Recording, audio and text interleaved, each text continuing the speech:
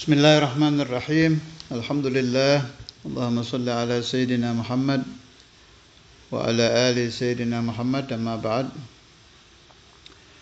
Tafakkur ayat hari ini surah Al-Bayyinah ayat 8. Sebenarnya cerita tentang hebatnya ayat ini menyembuhkan orang yang terkena faham Syiah yang membenci para sahabat. Sering saya terangkan di sela-sela taklim saya. Tapi ini sengaja saya ulang lagi sebab ini sangat penting. Barangkali ada orang yang bernasib sama, terpengaruh dengan bughdus sahabah, benci kepada sahabat Nabi, gara-gara ngobrol dengan orang-orang yang terkena paham Syiah, gara-gara lihat di YouTube, televisi, atau di buku-buku. Sahabat saya ini sudah meninggal, rahimahullah. Dalam akidah Ahlussunnah wal Jamaah, alhamdulillah, Asy'ariyah Maturidiyah, saya tidak akan menyebut namanya ya, gak enak sebab punya anak, punya istri, punya keluarga. Kan gak enak dikenal pernah kena paham Syiah.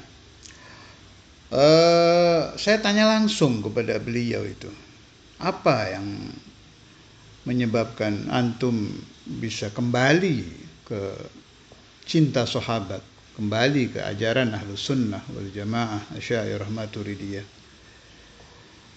Perlu diketahui, sudah banyak yang menasehati beliau almarhum ini, gak mempan. Banyak sudah yang mengajak debat gitu, gak mempan.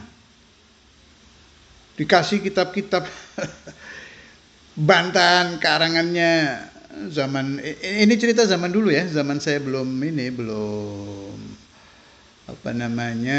di Indramayu, belum di Jakarta. Zaman saya masih tiap bulan keliling di daerah Jawa Timur. Di tahun-tahun berapa berarti ya? Pokoknya zaman saya masih muda lah.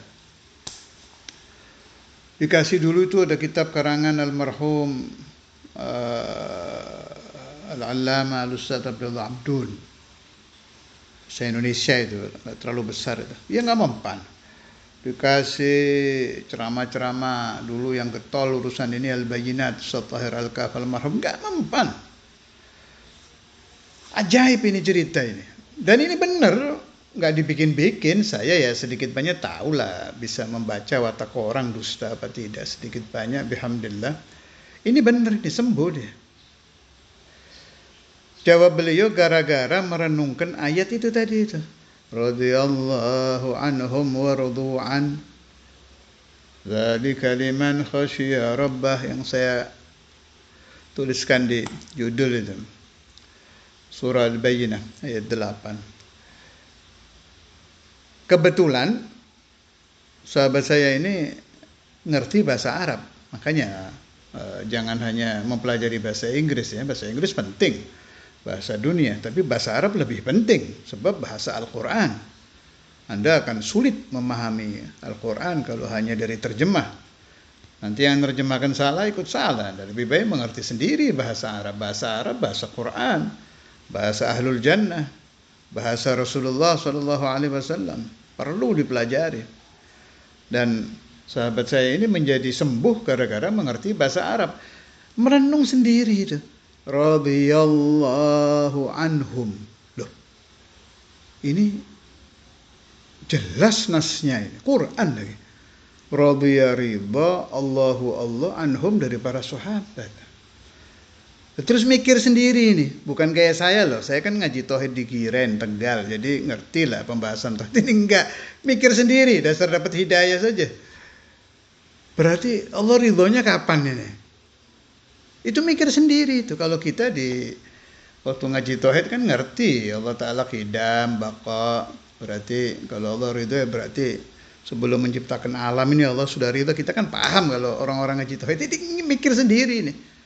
Berarti Allah ridhonya itu dari dulu, sebelum menciptakan manusia, dari dulu. Waradu anhu. Para sahabat ini ridha dengan Allah. Ini gara-gara rodiya dengan robu sembuh. Allah Ta'ala kalau sudah mau ngasih hidayah tuh, nggak pakai perantara dengerin ceramah, baca buku, nggak sembuh.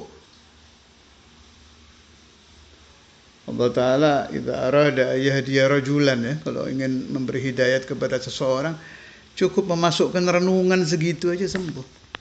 Ya otomatis setelah almarhum ini sembuh, banyak ngobrol-ngobrol dengan orang-orang yang spesialis memberikan penjelasan-penjelasan tentang batalnya paham-paham Syiah. Otomatis ya, tambah kuat. Tapi kesadaran itu muncul ketika merenungkan ayat Al-Quran, suratul Bayyinah, ayat 8, radhiyallahu anhum wa radu anhu, dzalika liman khasyiya rabbah. Wa sallallahu ala sayyidina Maulana Muhammad wa ala alihi wa sahbihi wa sallam, walhamdulillahi rabbil alamin.